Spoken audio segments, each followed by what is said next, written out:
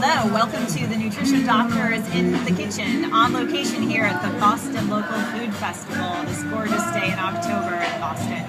I'm PK Newby, and for the next several minutes I'm going to be showing you how to make homemade salad dressing. Better for you, better for the planet, so let's get cooking. Before I get into homemade salad dressing, guess sort of the backdrop is on my blog. Hi, how are you? On my blog, which is blog.pknewby.com, I'm a nutrition scientist and I make everything homemade using local ingredients and trying to make food that is better for you and better for the planet. So, as I was saying, back to salad dressing. Well, I make a lot of salads because salad is great, but salad doesn't need to be boring, and it's a lot more exciting if you take things like greens and nuts, and yes, sometimes even a little cheese, and put them all onto a bed of beautiful, beautiful greens. So I have some various greens back here, but over the next 45 minutes or so, I'm going to do 3 salads. Roasted up some beautiful butternut squash this morning. I roasted up some gorgeous onions with a little rosemary and olive oil. So I'm going to make a beautiful roasted squash salad. That's going to also have a little bit of dried cranberries on it. And for that, we're going to do a maple Dijon vinaigrette. I'm going to start with garlic. There's pretty much garlic in everything that I make. If you're not into it, don't use it. This is the easiest way to deal with garlic. You take it open, you smash it, done. A little bit of Dijon. A little maple syrup. We're going to taste this to see how it is later, so definitely some salt and pepper. Little bit of salt. You always want to watch your sodium intake, right? People have way too much salt in their diet, but guess what? Most of that salt comes from processed foods. Okay, so I have my ingredients in here. I have maple, garlic, a little salt and pepper, and of course the Dijon. So, what is a beautiful vinegar to use with that is going to be apple cider vinegar, okay? The basic vinaigrette that I always make is olive oil, balsamic vinaigrette, salt, pepper, garlic. That's it. I do that many times a week. But there's so many different vinegars and oils you can use that take your basic vinaigrette and bring it to a whole different flavor profile.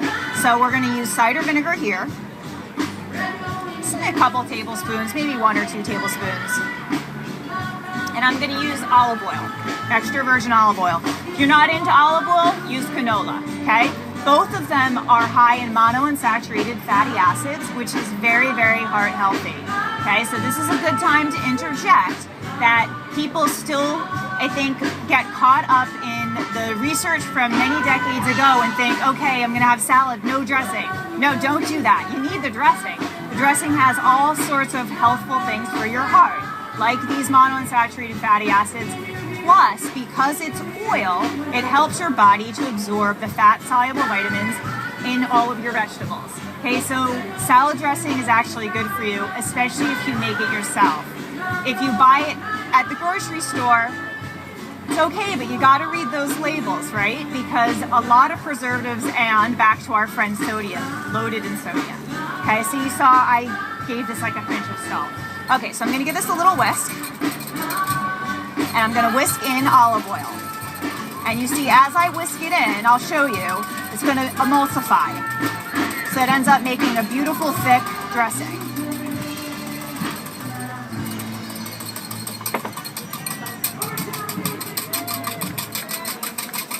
Okay. So, see, that really whisked up really nicely. And before I taste this, I'm going to do one more thing. Just add a little bit of thyme. So the other thing that really makes all of your dressings really, really shine is these various herbs. So I'm going to use them to top my salads, and I'm also going to use them in my salad dressings. So here's my thyme, fresh thyme. Just take a little stem,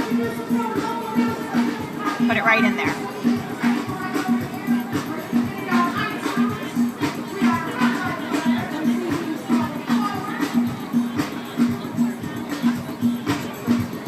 Okay. Tasting is very, very important if you cook. Oh, that's really good. that is really good, but it needs a little bit more maple syrup. This is good to go. So for those of you that have been hanging around, let's put together our squash salad, because then I can give it to you to taste. I do have a cooking video on the blog where I roast squash. So if you want more information, you should go and check it out. You can also find me on Facebook, facebook.com/pknewbie. Feel free to go ahead and visit there and like the page. Okay, let's put this together. What else are we going to add to that, by the way? We're also going to add some dried cranberries. But not raspberries. That's the other salad. Yes, cranberries.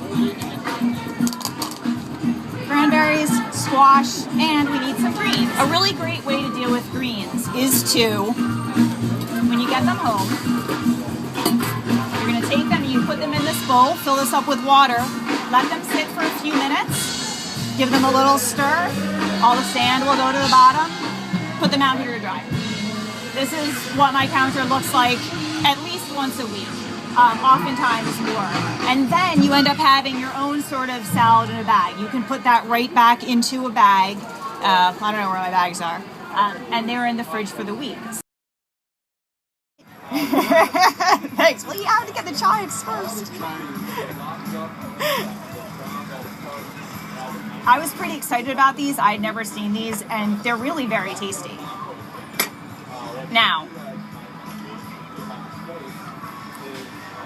normally I would put toasted walnuts on this. I'm a little ambivalent because I wanted to make all my salads different, so I'm not going to. But I'm a big fan of nuts on salad.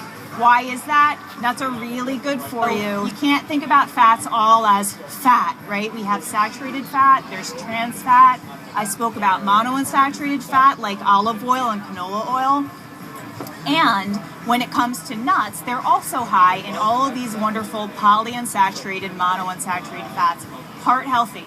Okay, and also, even though they are high in calories, so you don't want to be sort of eating cups and cups of them, right?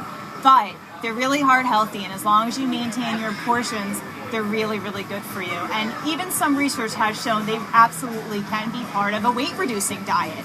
Because of their fats, they help you to keep full. And obviously, delicious. And this goes for peanut butter as well. So I have a long post of this on my blog, and this one post I wrote up on peanut butter was, to this date, one of the most popular posts I've ever written. Because people were like, peanut butter? No, that we can't have that. It's bad for you. It's fattening. No, peanut butter is great. And great source of protein, great source of fiber. Back to the salad.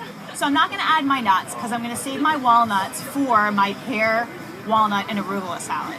But if you want to add a little bit more protein to this, or you're making it at home, you want to add some grains, some quinoa, brown rice, whatever, here's your salad. So, do we want to taste it, or should I move to salad 2 and 3?